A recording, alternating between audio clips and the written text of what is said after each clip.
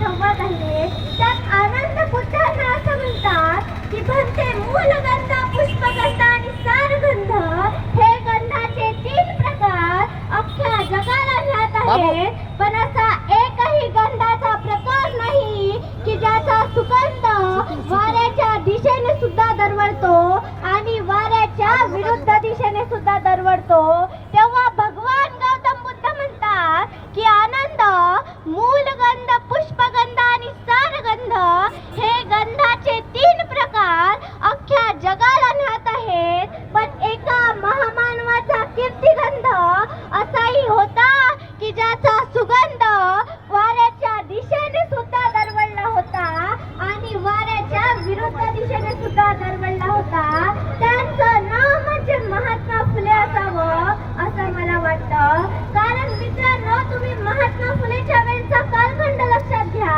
हजारो वर्षा बहुजन समाज गुलामगिरीच्या गाततेत बुडालेला, वर्णवादी घोड्याच्या टापाखाली चिरडला जात होता. त्यांच्या आबरूची लक्तरा वेशीवर टांगली जात होती.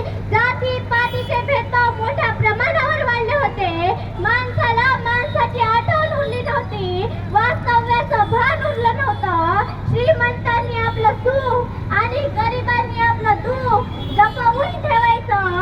अशा रीतीने सामाजिक गुलामगिरीचा अंधार सर्वत्र दाटलेला असताना ज्यांच्या पावलांनी सत्यशोधक धर्माची पहाड या देशात उगवली त्यांचं नाव म्हणजे Mahatma Phule.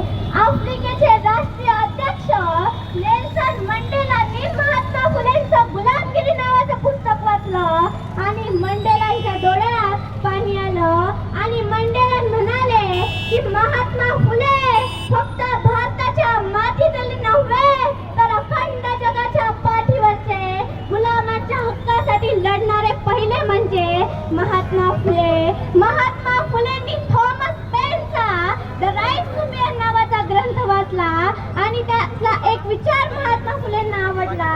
The world is my country and two is my religion. म्हणजे जग हेच माझं राष्ट्र आहे आणि सत्कर्म हाच माझा धर्म आहे. याच विचाराने महात्मा फुलेंनी चालून आपलं संपूर्ण आयुष्य समाजासाठी वाहून दिलं. म्हणूनच महात्मा फुले म्हणजे सामाजिक शोषणाच्या पानामुळाशी जाऊन कुंदन चालवणारे पहिले क्रांतिकारक होते.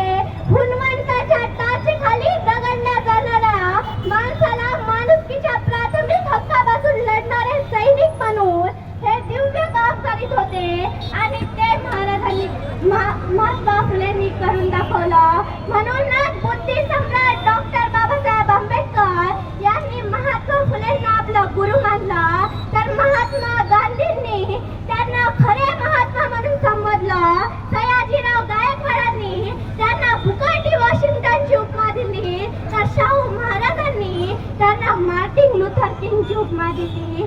कारण खऱ्या अर्थानं समाज सुधारण्यासाठी, समाज क्रांतीसाठी, समाजशील वनवंतरासाठी अष्टप्रहर समयप्रमाणे महात्मा फुलेंनी काम केलेलं आपल्या सगळ्यांच्या लक्षात येतं. शिवाजी महाराज अखंड भारताचे आराध्य दैवत होते, पण त्यांच्या इतिहासाला महाराष्ट्र विसरला होता. जेम्स डग्लस नावाचा इतिहासप्रेमी याने महाराजांची समाधी शोधण्याचा प्रयत्न केला, पण त्याला ती समाधी मिळाली नाही. म्हणून त्याने टाइम ऑफ इंडिया मध्ये लेख लिहून खंत व्यक्त केली. ही बातमी महात्मा फुलेंच्या लक्षात आली. महात्मा फुलेंनी बहुजन समाजाचे कार्यकर्ते गोळा करून रायगडाच्या काट्या कुट्यात समाधी शोधून काढली. ती समाधी धुतली, पुसली आणि शिवरायांवर पहिली शिवजयंती, शिवरायांवर पहिला पोवाडा लिहून साजरी केली. पंढरीनाथ सीताराम पाटील यांनी लिहिलेले शिवचरित्र अत्यंत विश्वासार्ह आहे. ते आपल्या लेखनात महात्मा फुलेंना शिवजयंतीचे जनक म्हणून संबोधतात. ही गोष्ट आपण लक्षात घेतली पाहिजे. महात्मा फुले बिल्डर होते. त्यांनी पुणे कमर्शियल आणि कन्स्ट्रक्शन नावाची कंपनी स्थापन केली. कात्रजच्या बोगद्याचं काम, खडकवासला धरणाचं काम, मुंबईच्या आताच्या रेल्वे स्टेशनचं काम महात्मा फुलेंच्या कंपनीनं केलं आणि त्यामध्ये कुठल्याच प्रकारचा भ्रष्टाचार केला नाही हे आपल्या डोळ्यांनी दिसून येतं. असं आदर्श व्यक्ती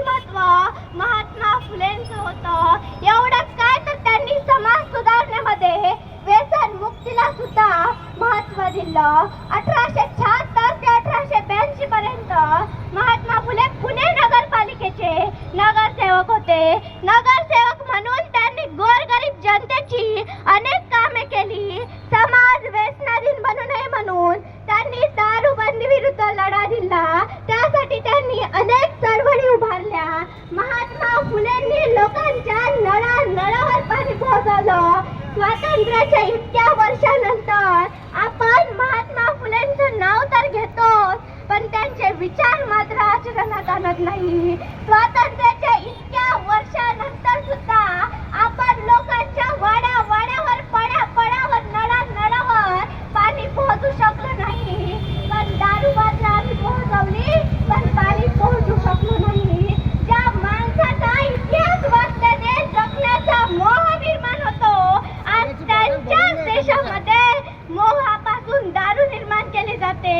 आणि ज्यांनी मोफत शिक्षण सक्तीचा आग्रह धरला, आज त्यांच्याच देशांमध्ये शिक्षण संस्था, बिना अनुदानित दारूचे दुकाने सरकार मान्य पाहिल्यावर मन अस्वस्थ झाल्याशिवाय राहत नाही. म्हणून महात्मा फुलेंचा फक्त जय जयकार करून चालणार नाही, तर त्यांचे विचार आचरणात आणावे लागेल. हीच विनंती करते.